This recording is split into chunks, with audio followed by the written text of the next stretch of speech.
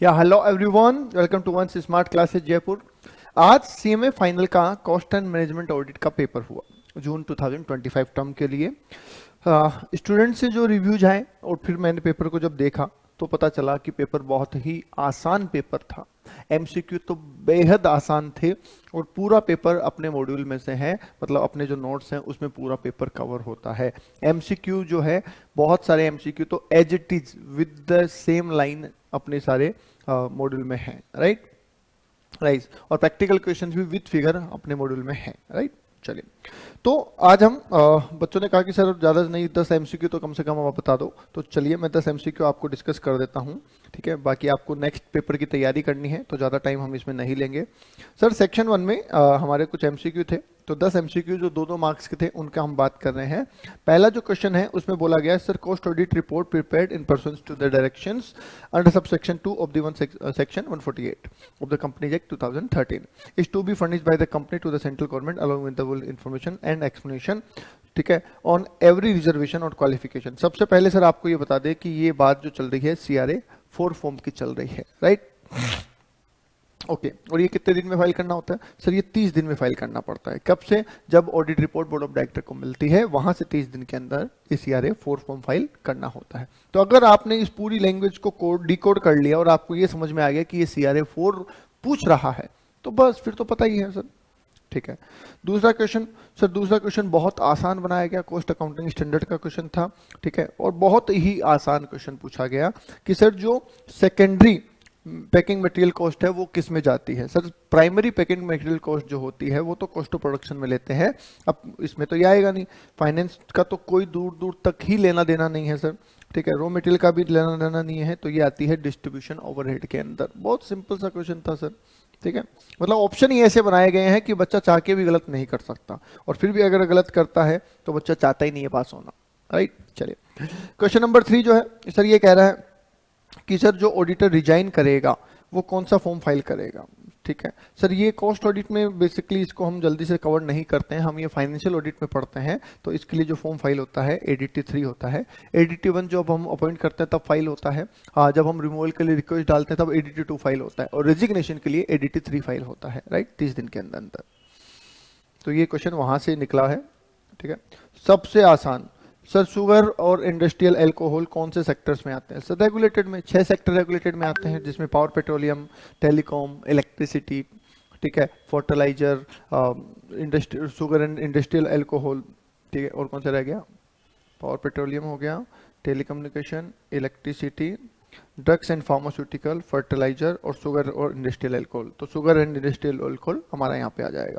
Which of the following contains the properties inter relationship of all cost element for the purpose of capturing the required report of XPRL? XPRL में जब हम report बनाते हैं तो कौन सा, क्या ऐसी चीज है जो सब चीजों को कैप्चर करती है? सर इसमें ऑप्शन ही ऐसे हैं बेकार वाले कि सर ये चेकलिस्ट का इससे कोई लेना देना नहीं है, प्लान का कोई लेना देना नहीं है, एक ही ऑप्शन बचता है costing taxonomy, right. Yes, next आ जाइए sir. Which of the following paragraph following particular relating to the wages and salary to be included? सब आप कॉस्ट ऑडिट रिपोर्ट बनाते हैं तो सैलरी और वेजेस से रिलेटेड क्या जानकारियां इंक्लूड करते हैं? तो सर कितनी सैलरी वेजेस पे की इंक्लूड करेंगे? करेंगे। सर टोटल मेन डेज कितना आया? बिल्कुल करेंगे। Brief, yes. तो all of the above answer यहाँ पे हो जाएगा हमारा D, all of the above. अब बताइए इससे आसान क्या होगा? CAS5 किसके साथ डील करता है? सर ये इक्वलाइज कॉस्ट ऑफ ट्रांसपोर्टेशन है। ठीक है, नाम याद किए हुए थे हमने। ठीक है, ये हमारा CAS1 है, ये CS2 है, और ये CS4 है, और ये CS5 है, बस। ठीक है सर, इंटरनल ऑडिट कब की जाती है? ये क्वेश्चन थोड़ा सा ना ट्रिकी था, ट्रिक इन द सेंस कि अगर हाँ गलती हो सकती थी। तो इंटरनल ऑडिट कब होती है? सर इंटरनल ऑडिट का वैसे कोई फिक्स टाइम नहीं होता है, आप साल में 2 बार भी करवा सकते हैं, साल में 1 बार भी करवा सकते हैं, पूरे साल चलती रहती है। तो सर मैं पीरियडिकली कहूँ तो गलत नहीं होगा, और मैं थ्रू आउट द ईयर कहूँ तो भी गलत नहीं होगा। पर अगर मैं ये कहूँ वंस इन ईयर तो ये गलत हो जाएगा। गलत क्यों जाएगा? कुछ जरूरी नहीं है मैं 1 बार कराऊँ, मैं 2 बार भी करा सकता हूँ, राइट। तो मुझे लगता है कि इसका आंसर जो मेरे हिसाब से ठीक है वो डी है, ए और बी। चाहे पीरियडिकली करवाइए और चाहे थ्रू आउट द ईयर चलाइए। Question number 9। क्वेश्चन नंबर 9 आज तक पता नहीं कितनी बार ही रिपीट हो चुका है। हमने हमारे जो एमसीक्यू थे ना 293 एमसीक्यू, उसमें कम से कम 4 से 5 बार ये क्वेश्चन दिया हुआ है कि operational audit can lead to better management with the focus on risk identification and process improvement. अगर मेरे एमसीक्यू आपने पढ़े होंगे तो आपको पता चलेगा कि इस क्वेश्चन को 4 से 5 बार मैंने वहां पे सॉल्व करवाया है, ठीक है। और ये भी सेम क्वेश्चन है, रिपीटेड क्वेश्चन है कि विच of the following is not prescribed in the provision of prevention life imprisonment, ठीक है। तो ये लीजिए सर, ये हमारे 10 एमसीक्यू थे। पेपर जो बाकी की हम बात करें तो सर पेपर काफी इजी था। ऐसा सेम क्वेश्चन हमारी बुक में है, हमारे नोट्स में है, ठीक है। Exact same to same question हमारे नोट्स में है, ठीक है, और आपको सोल्व करवाया हुआ है। जनरल ऑब्जेक्टिव बिल्कुल अपने नोट्स में है, आपको बताया हुआ है। सोशल ऑब्जेक्टिव, जनरल ऑब्जेक्टिव, ठीक है। इसके लिए मैंने एक शॉर्टकट भी लिखवाया था, पिकअप ऑफ फोर्ड वीडीआई, तो वो इसका आंसर होगा। इसके अलावा फिर ये फॉर्म कौन कौन से सबमिट होते हैं, CRA 1 किसका है, 2 किसका है, 3 किसका है, 4 किसका है, उसका है,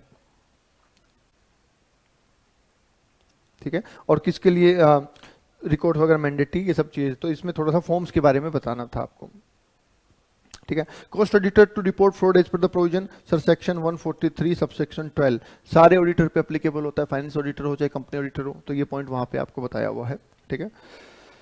step taken to filing of the cost audit report with the central government, कैसे फाइल होता है, तो सर उसके लिए आपको पूरा स्टेप बता देना है कि पहले हम फॉर्म फाइल करेंगे, तो है ना, जनरल इन्फॉर्मेशन फीड करेंगे, वो पूरा एक जो स्टेप बताया हुआ ना, आप तो बेसिकली XBRL में बताया हुआ था ये।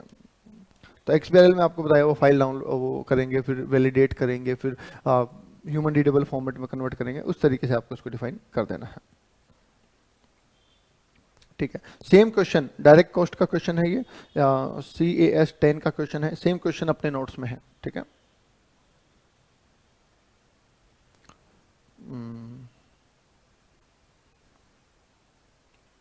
कॉस्ट ऑफ प्रोडक्शन निकालना है, ये भी ऑल ऐसा सेम क्वेश्चन भी हमारी बुक में है, यस। तो सर ये CAS 4 का क्वेश्चन है, जो है ना कैप्टिव कंजम्पशन के लिए उसके एसेसेबल वैल्यू निकालते हैं, वो वाला क्वेश्चन है। ये रिकंसिलिएशन का क्वेश्चन है, तो ये भी आसान क्वेश्चन है, ठीक है, ये भी अपनी बुक में है same. Forensic audit of finance क्या है, ये भी हमारी बुक में है, ठीक है। Power of,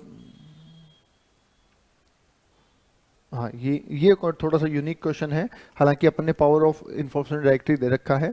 qualified to conduct में ये हमारे बुक में है, ठीक है, ये भी है, ठीक है। तो मतलब इजी है, थ्योरी तो ठीक है, ये सारी चीज़ें अपने कवर कर रखी है, ONGO का ऑडिट प्रोग्राम। तो कुल मिला के सर पेपर इजी था, बहुत, मुझे लगता है बहुत इजी था, राइट। बाकी जैसा भी हुआ हो, टेंशन लेने की जरूरत नहीं है, मस्त रहें, खुश रहें, अगला पेपर अच्छा करें। आज के लिए इतना ही, थैंक यू।